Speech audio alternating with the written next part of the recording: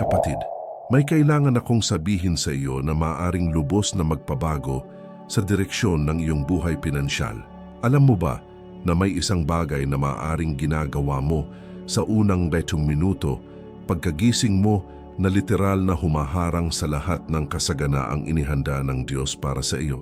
Hindi ko tinutukoy ang isang bagay na komplikado. Ito ay isang bagay na simple, ngunit may sapat itong kapangyarihan upang panatilihin kang nakakulong sa kakapusan habang buhay. At ang pinakamakakatakot na bahagi, karamihan sa mga tao ay ginagawa ito araw-araw nang hindi namamalayan. Marahil ay gumigising ka araw-araw na umaasang may magbabago. Tumingin ka sa kisame, humihinga ng malalim, at nararamdaman mo na ang bigat sa iyong dibdib bago ka pa man bumangon sa kama. Patuloy na tumatambak ang mga bayarin, hindi kailanman sapat ang pera, at kahit gaano ka pa kasipag magtrabaho, kahit gaano ka pa kahirap sumubok, tila may isang hindi nakikitang hadlang na pumipigil sa iyo, na umunlad, at saka darating ang tanong na ayaw mawala. Diyos ko, bakit ba ang hirap para sa akin? Nakikita mo ang ibang tao na lumalago, umuunlad, at nakakamit. At ikaw, nanatili ka sa parehong lugar. Buwan-buwan, taon-taon, lumalaki ang pagkabigo, humihina ang pananampalataya. At sa kaibuturan mo nagsisimula kang maniwala na marahil ang kasaganaan ay hindi para sa iyo. Pero hayaan mong sabihin ko sa iyo ang isang katotohanan na maaaring magpabago sa lahat ng iyong paniniwala tungkol sa iyong kalagayang pinansyal. Ang problema ay wala sa Diyos, wala sa ekonomiya. Hindi ito kakulangan ng mga oportunidad. Ang problema ay maaring eksakto kung ano ang gagawin mo sa unang minuto pagkatapos mong imulat ang iyong mga mata. Ang mga unang minuto ng araw ay may kapangyarihang hindi mo maisip. Napatunayan na ito ng agham. Noon pa man ay itinuturo na ito ng salita ng Diyos at inilalapat ito ng mga milyonaryong may layunin. Ang mga sandaling ito ang tumutukoy sa mental at espiritual na dalas ng iyong buong araw. Para bang pinoprograma mo ang iyong isip, ang iyong puso, at maging ang iyong koneksyon sa layunin ng Diyos para sa susunod na 24 oras. At kung magsisimula ka sa maling paa, kapatid, talo ka na bago ka pa man magsimula. Sinasabi ng Biblia sa mga awit, Kabanata 5, versikulo 3, Sa umaga, Panginoon, dinirinig mo ang aking tinig.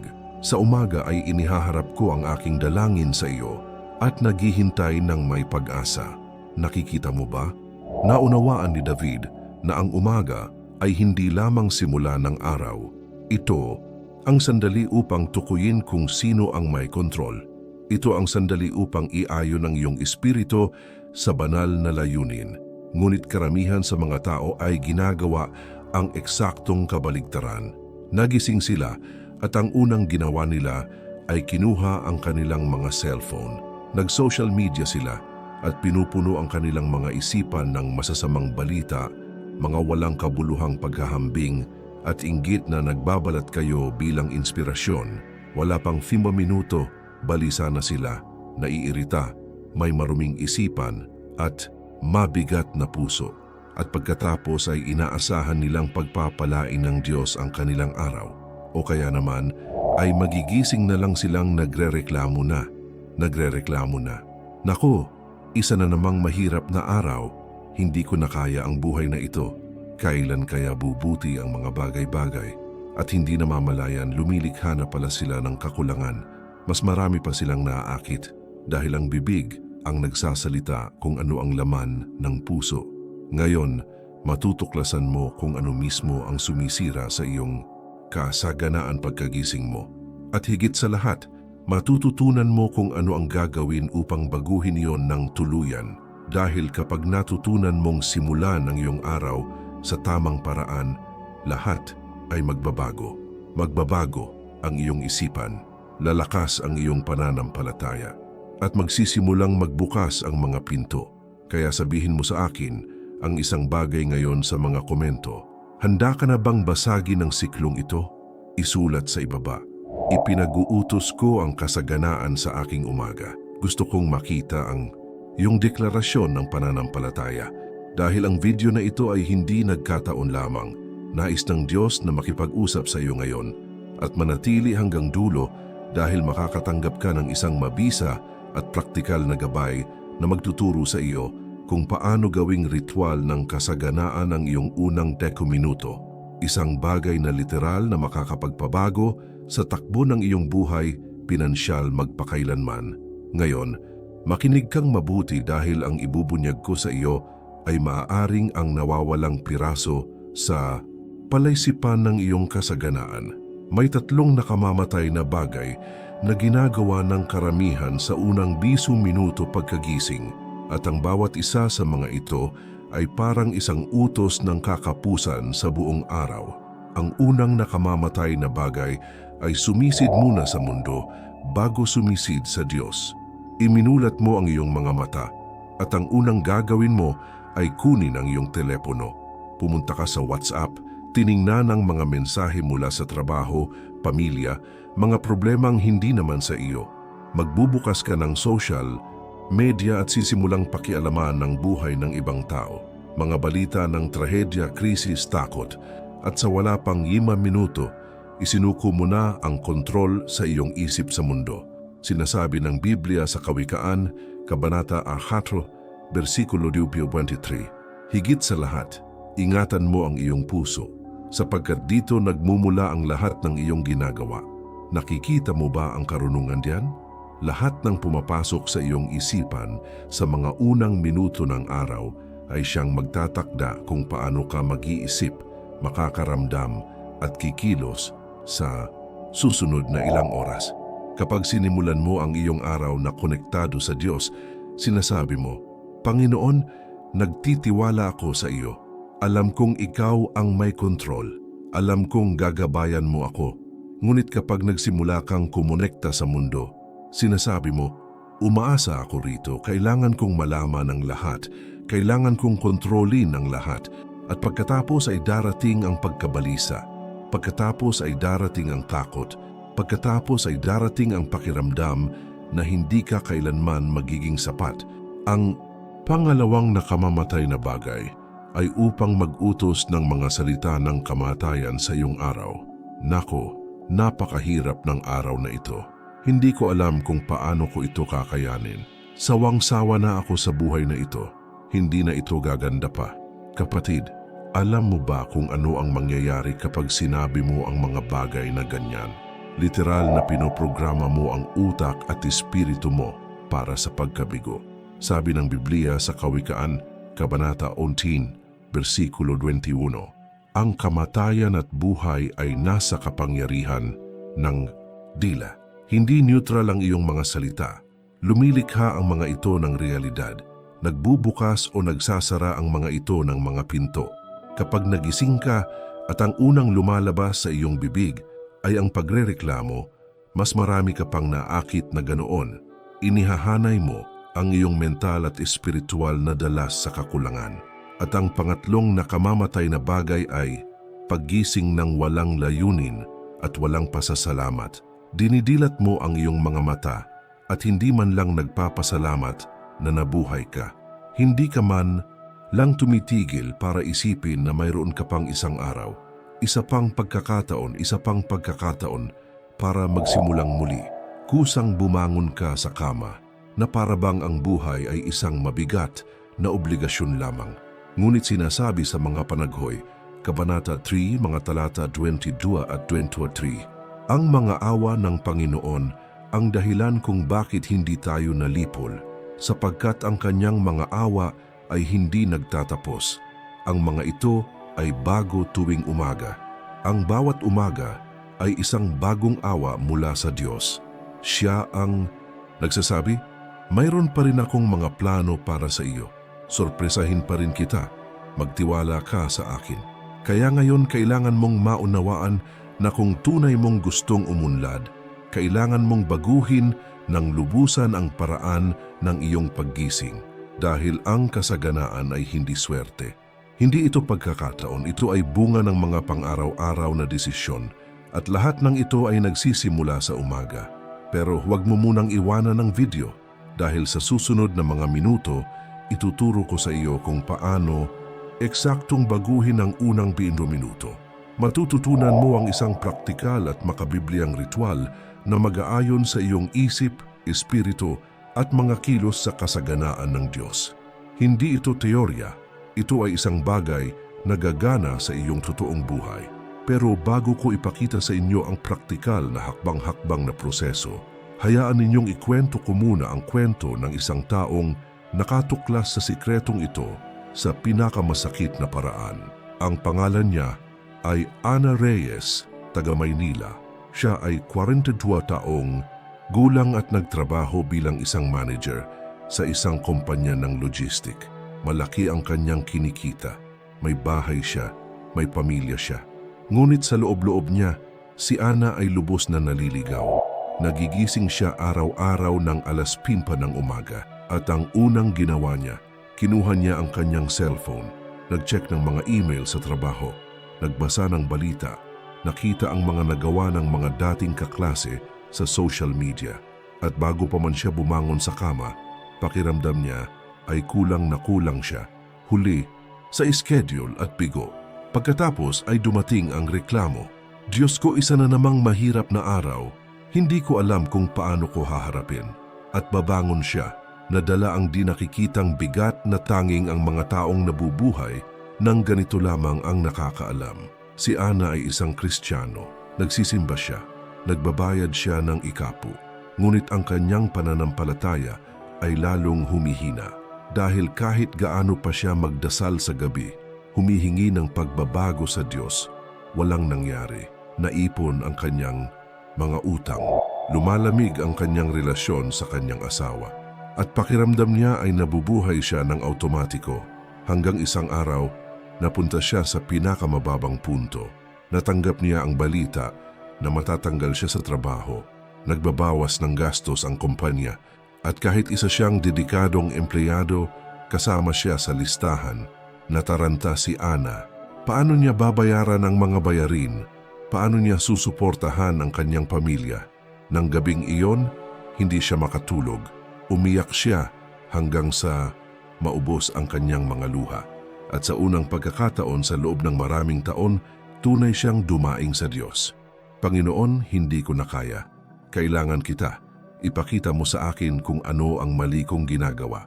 At sa sandaling iyon ng pagkawasak ay may nagbago. Kinabukasan, nagising si Ana na may kakaibang pakiramdam.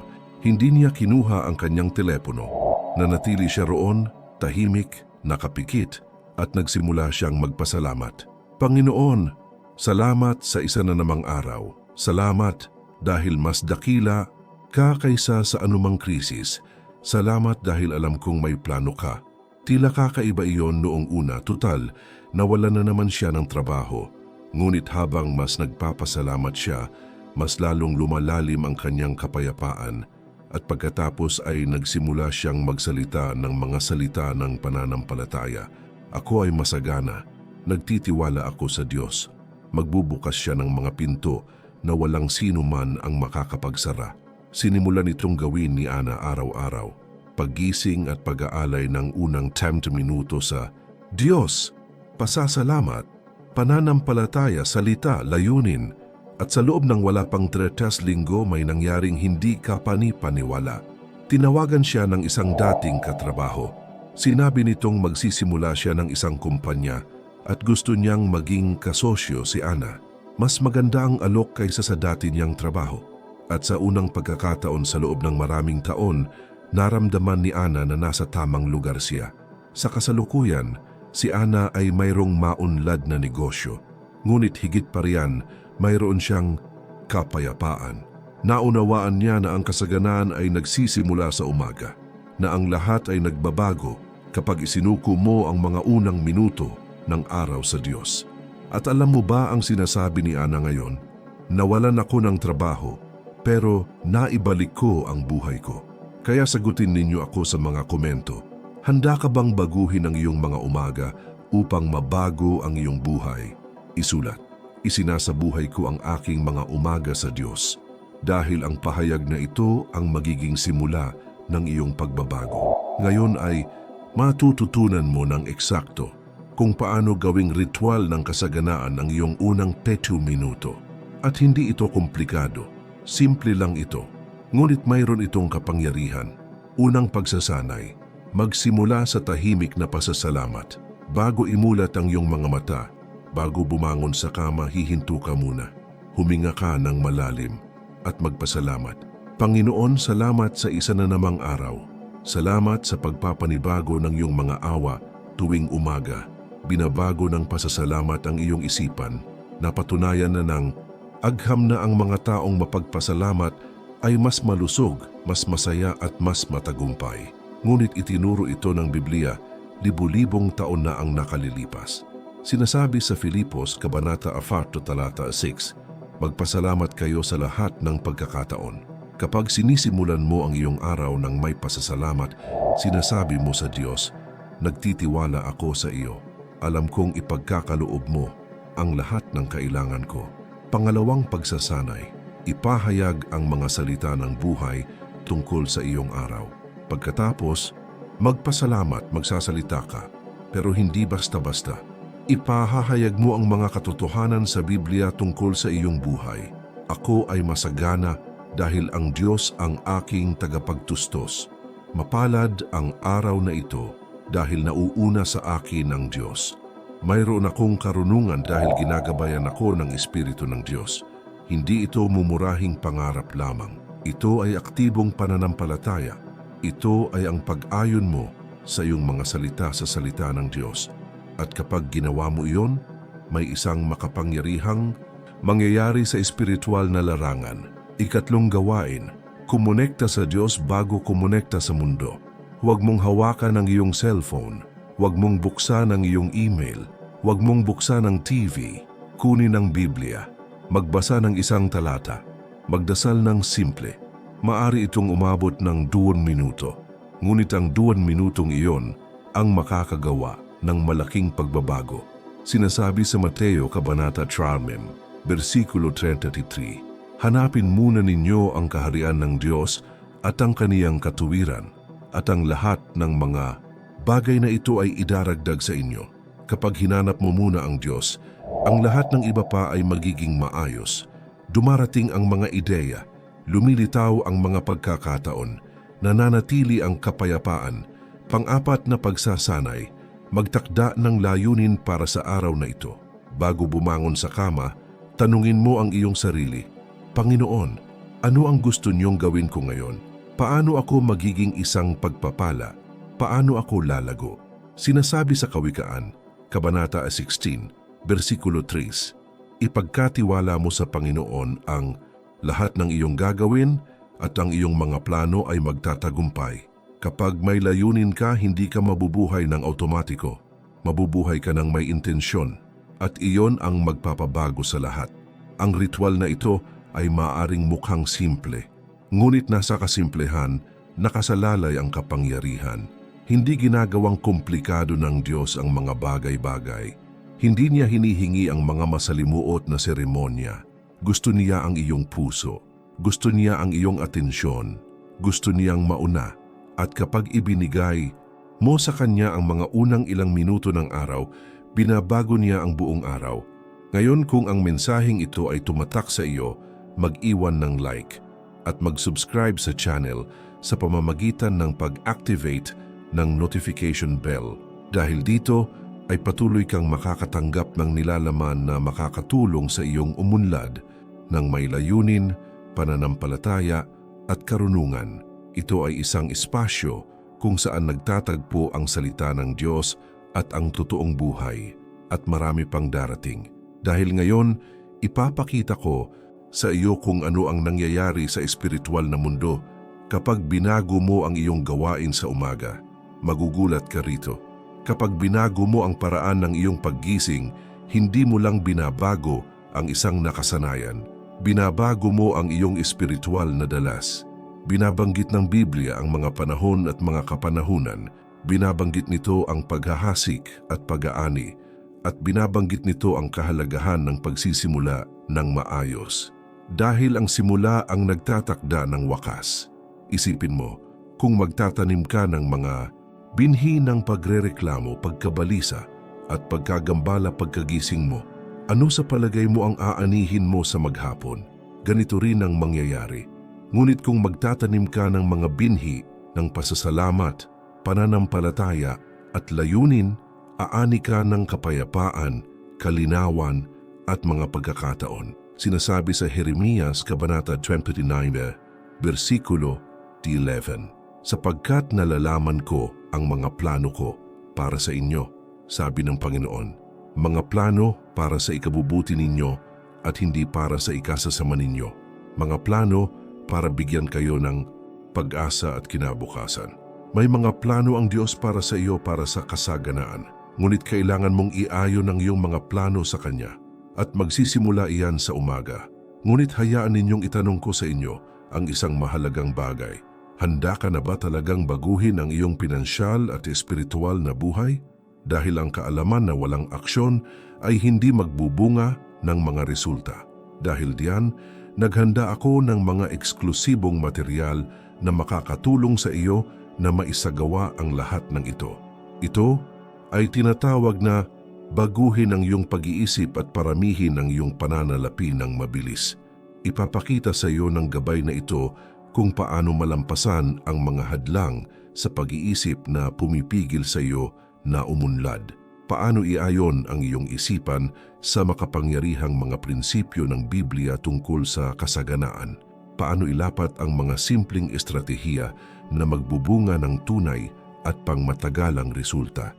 At kung paano gawing isang paglalakbay ng patuloy na paglago ang iyong pang-araw-araw na buhay. Dahil ang totoo ay ito, maaari mong patuloy na gawin ang parehong mga bagay at umasa ng iba't ibang resulta o maaari kang magdesisyon ngayon na magbago, ang mamuhunan sa iyong sarili, ang gawin ang unang hakbang patungo sa buhay na inihanda ng Diyos para sa iyo. Bawat araw na lumilipas ay isang araw na kulang sa pagbabago. Habang ipinagpapaliban mo ito, ang iba naman ay nag-a-apply na at umaani ng mga gantimpala. Kaya huwag itong ipagpaliban para bukas. Pumunta sa unang nakapin na komento sa ibaba ng video na ito at i-download ang material. Mabilis lang ito, practical, at maaring ito mismo ang iyong hinahanap-hanap para matuklasan ang iyong kasaganaan. Balik tayo sa pinag-usapan natin. Kapag na-master mo ang umaga mo, na-master mo ang araw mo. At kapag na-master mo ang mga araw mo, na-master mo ang buhay mo. Ganun lang kasimple. Ngayon, kailangan kong ipakita sa inyo ang isang bagay na hindi naiintindihan ng maraming tao. Ang kasaganaan ay hindi lamang tungkol sa pera. Ito ay tungkol sa pag-iisip. Maaari kang manalo sa loto ngayon at maging malugi sa loob ng 5 taon. Alam mo ba kung bakit? Dahil ang pera sa kamay ng isang taong may kakapusan ay hindi nananatili. Dudulas lang ito sa kanilang mga daliri. Binabanggit ito ng Biblia sa Kawikaan Kabanata 23, versikulo 7. Kung ano ang iniisip ng tao sa kaniyang puso, ay gayon siya. Ang iniisip mo tungkol sa iyong sarili ang nagtatakda kung sino ka at kung ano ang iyong naaakit. Kung gigising ka araw-araw na iniisip na hindi mo kaya, na hindi mo ito karapat-dapat, na hindi ka kailanman magtatagumpay, pinoprograma mo ang iyong utak para sa pagkabigo. Ngunit kapag nagising ka at sinabing, "Ako ay anak ng Diyos. Mayroon akong layunin. May kakayahan ako. Gagamitin ako ng Diyos," muling pinrogram mo ang iyong isipan para sa tagumpay. At hindi iyan kayabangan. Iyan ang pananampalataya. Ito ay paniniwala sa sinasabi ng Diyos tungkol sa iyo, nang higit pa sa sinasabi ng mga pangyayari. Isipin ang kwento ni David. Nang siya ay pinahira ng langis bilang hari, isa pa rin siyang pastol. Walang naniwala sa kanya, kahit ang kanyang mga kapatid, kahit ang kanyang ama. Ngunit may nakita ang Diyos sa kanya at naniwala si David sa nakita ng Diyos. Nang harapin niya si Goliath, lahat ay nagduda sa kanya. Ngunit hindi si David, dahil alam niya kung sino siya sa Diyos. Sinabi niya, "Ako'y lumalaban sa iyo sa pangalan ng Panginoon ng mga hukbo." At ikaw, kapatid, kaninong pangalan ka nabubuhay? Sa ngalan ng takot, ng pagdududa, o sa ngalan ng pananampalataya. Kapag binago mo ang iyong mga umaga, binabago mo ang iyong pagkakakilanlan. Tumigil ka sa pagtingin sa iyong sarili bilang isang biktima at nagsisimula kang makita ang iyong sarili bilang isang nagwagi. Tumigil ka sa pagtingin sa iyong sarili bilang mahirap at nagsisimula kang makita ang iyong sarili bilang masagana. At kapag nagbago ang iyong pagkakakilanlan, nagbabago ang lahat. Kaya sabihin mo sa akin sa mga komento, handa ka na bang ipamuhay ang pagkakakilanlang ibinigay sa iyo ng Diyos? Isulat, ako ay masagana sa Diyos. Gusto kong makita ang iyong deklarasyon ng pananampalataya. Ngayon may kailangan akong sabihin sa inyo na nakakalimutan ng maraming tao. Ang kasaganaan ng Diyos ay hindi makasarili. Ito ay bukas palad. Hindi ka pinagpapala ng Diyos para lang makapag-ipon ka ng yaman. Pinagpapala ka niya para maging pagpapala ka. Pinauunlad ka niya para mapaunlad mo rin ng iba. Sinasabi sa Lucas, Kabanata 4, versikulo 38, magbigay, kayo at kayo'y bibigyan. Ang isang takal na mabuti, siksik, liglig at umaapaw ay ibubuhos sa inyong kandungan. Nakikita mo ba ang prinsipyo? Nagbibigay ka at tumatanggap ka. Nagpapala ka at pinagpapala ka. Nagbabahagi ka at nagpaparami ka. Kaya kung naantig ka ng mensaheng ito, huwag mo itong itago sa iyong sarili. Ibahagi ito. Ipadala ito sa kaibigang pinanghihinaan ng loob, sa kapamilyang dumaranas ng mga kahirapan, sa taong kailangang marinig na may plano pa ang Diyos para sa kanila.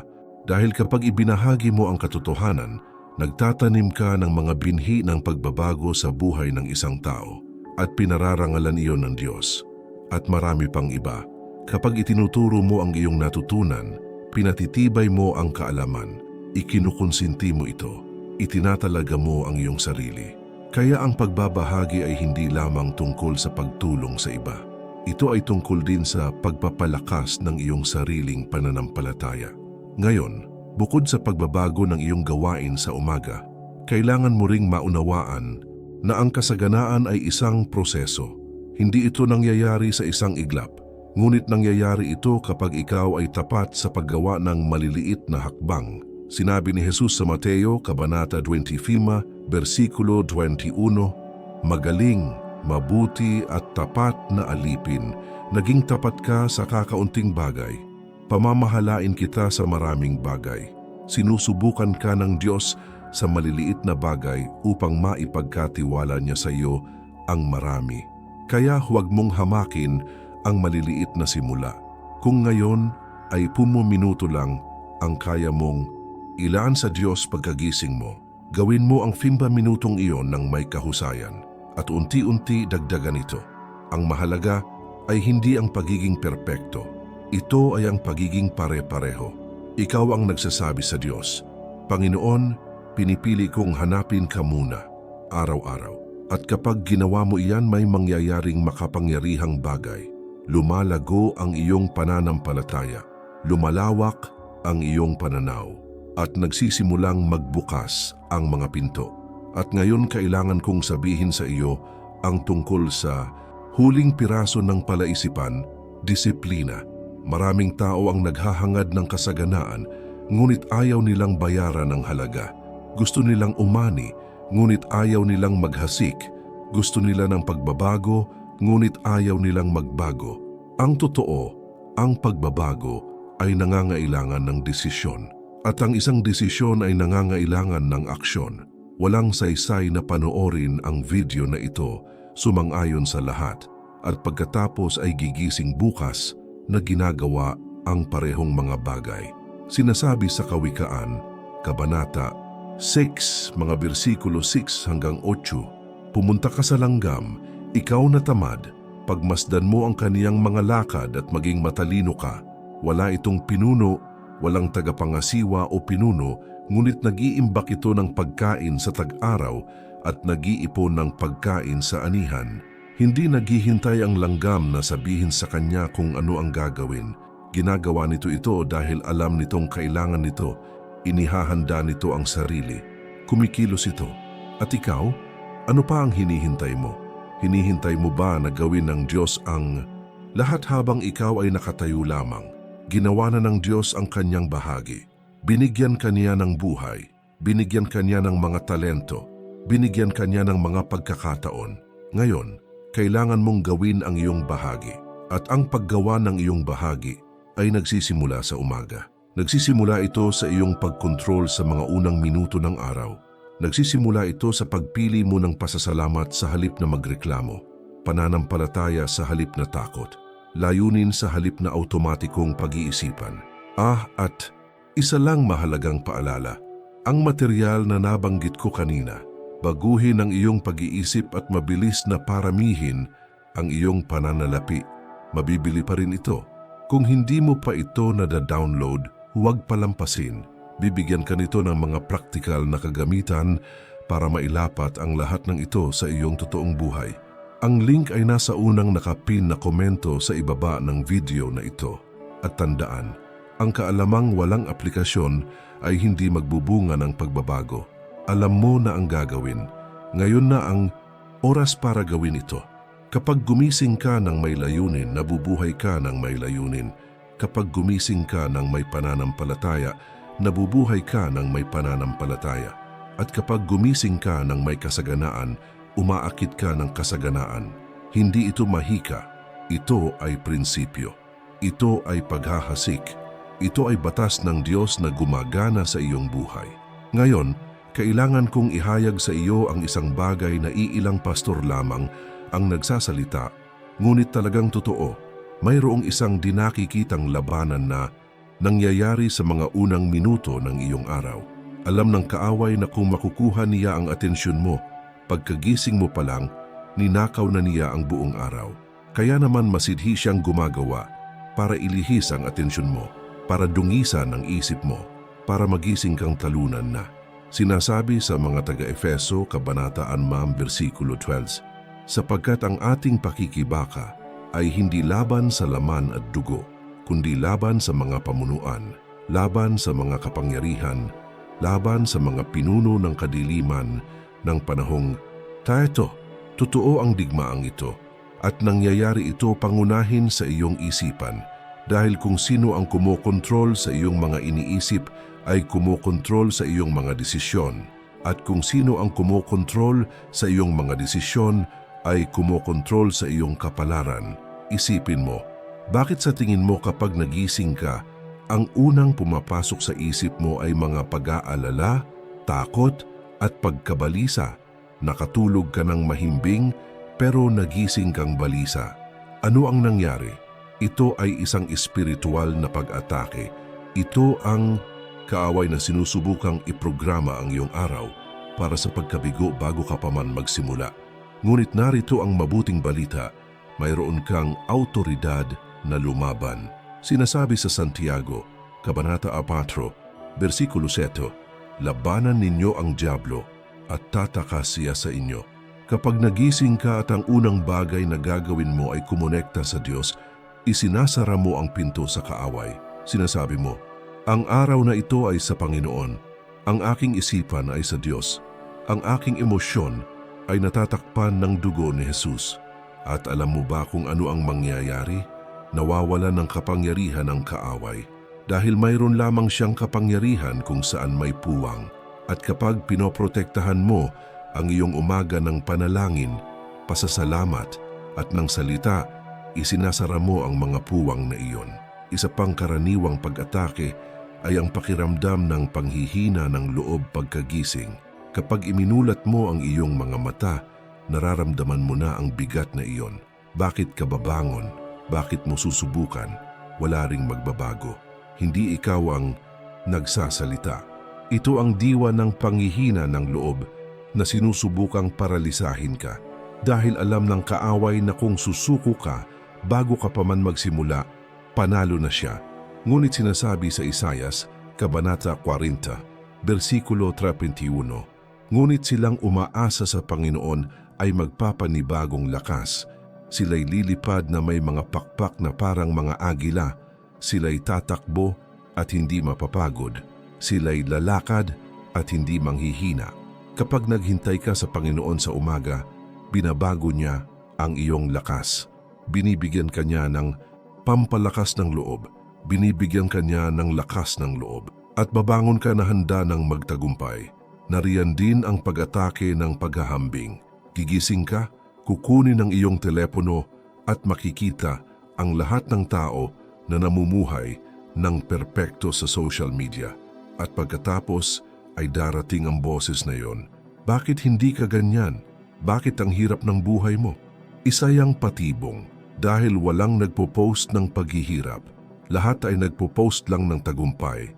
At kapag inihambing mo ang iyong behind the scenes sa entablado ng iba, palagi kang makakaramdam ng mababang uri. Ngunit ang totoo ay may kakaibang plano ang Diyos para sa iyo. Jeremias Kabanata 29, versikulo 11. Sapagkat nalalaman ko ang mga plano ko para sa iyo, sabi ng Panginoon, mga plano para sa ikabubuti mo at hindi para sa ikasasama mo, mga plano upang bigyan ka ng pag-asa at isang kinabukasan. Hindi mo kailangang maging katulad ng iba. Kailangan mong maging kung sino ang tinawag ka ng Diyos at magsisimula iyan kapag tumigil ka sa pagtingin sa mga gilid at nagsimulang tumingala sa itaas. Kaya ingatan ang iyong umaga, kapatid. Huwag mong hayaang nakawin ng kaaway ang inihanda ng Diyos para sa iyo. Gumising ka sa labanan. Gumising na may autoridad ka. Gumising na nagpapahayag, ang araw na ito ay sa Panginoon at ako'y uunlad dito. At panghuli, gusto kong ipakita sa inyo na hindi lamang ito teorya. Ang Biblia ay puno ng mga halimbawa ng mga taong nagbago ng kanilang buhay dahil hinanap nila ang Diyos sa unang pagkakataon sa umaga. Tingnan si Abraham. Sinasabi sa Henesis Kabanata 19, versikulo 27, at si Abraham ay bumangon ng maaga ng kinaumagahan at naparoon sa dakong kinatatayuan niya sa harap ng Panginoon. Kita mo, may ugali si Abraham na hanapin ang presensya ng Diyos sa umaga at tinawag siyang ama ng pananampalataya. Siya ay naging masagana, hindi dahil sa swerte, kundi dahil inuna niya ang kanyang relasyon sa Diyos. Tingnan mo si Job. Kahit sa gitna ng pinakamalaking krisis sa kanyang buhay, ano ang ginawa niya? Sinasabi sa Job Kabanata 1 talata 5 na maaga siyang bumabangon sa umaga at nag-aalay ng mga hain. Sinimulan niya ang kanyang araw sa paghahanap sa Diyos. At sa huli, ibinalik ng Diyos ang lahat ng doble. At si Jesus, sabi sa Marcos Kabanata 1 versikulo 35, maagang maaga pa, habang madilim pa, bumangon si Jesus, lumabas ng bahay at pumunta sa isang ilang na lugar kung saan siya nanalangin. Kung si Jesus bilang Diyos ay kinailangang gumising ng maaga para manalangin, gaano pa kaya tayo dapat? Nagpakita siya ng halimbawa para sa atin. Ipinakita niya sa atin na ang umaga ang oras para makipag-ugnayan sa Ama. Ngayon ay darating ang praktikal na bahagi dahil hindi sapat ang basta alam lang. Kailangan mong lumikha ng isang kapaligiran na magdudulot ng isang masaganang umaga. Unang bagay, ihanda ang iyong umaga sa gabi bago ang pangyayari. Huwag iwan ang iyong cellphone sa tabi ng iyong kama. Ilagay ito sa malayo, sa banyo, sa sala. Kahit saan na mapipilitan kang bumangon para kunin ito.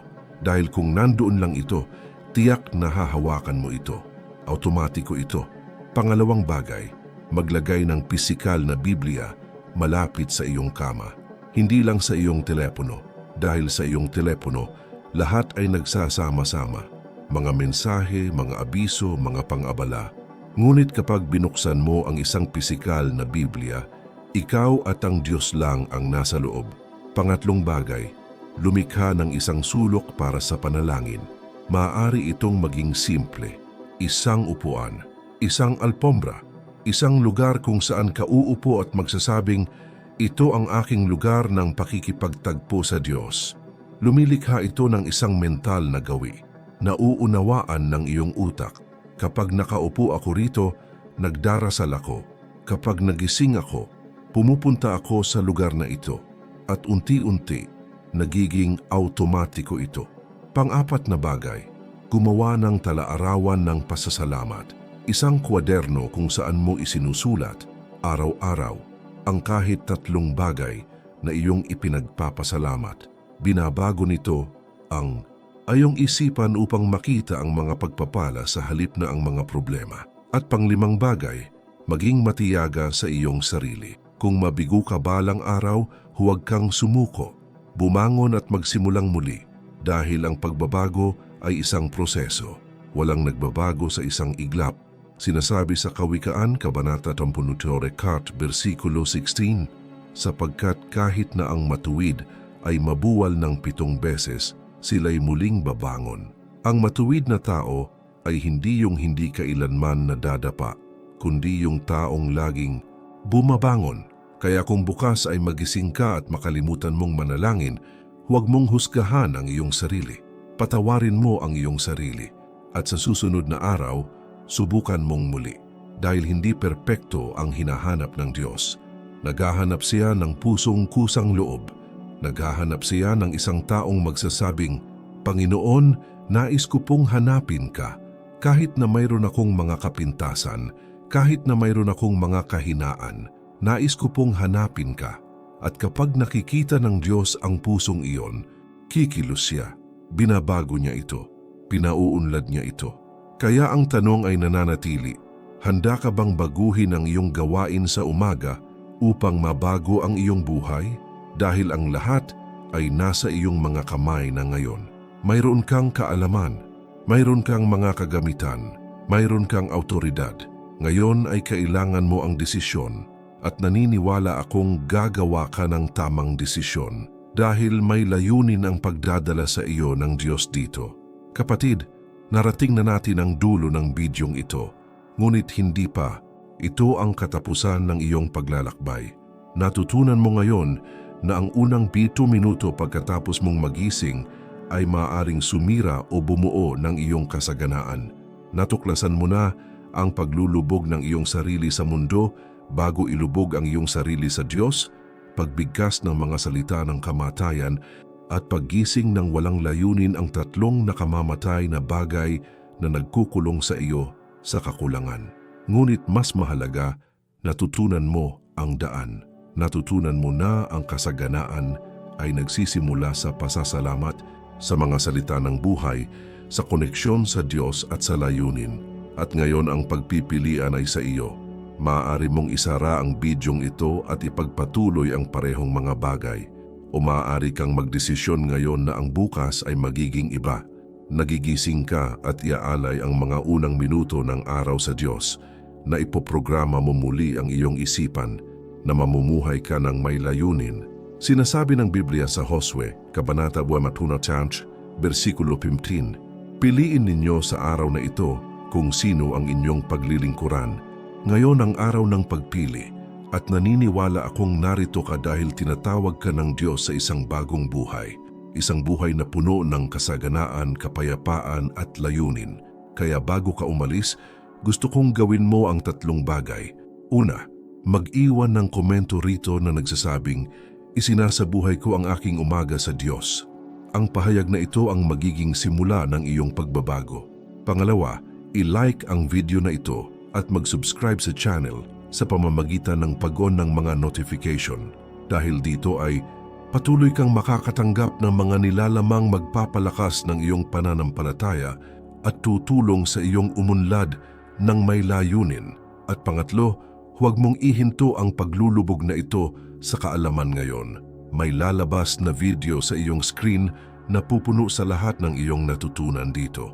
Ito ang natural na pagpapatuloy ng transformatibong paglalakbay na ito. Pindutin at magpatuloy.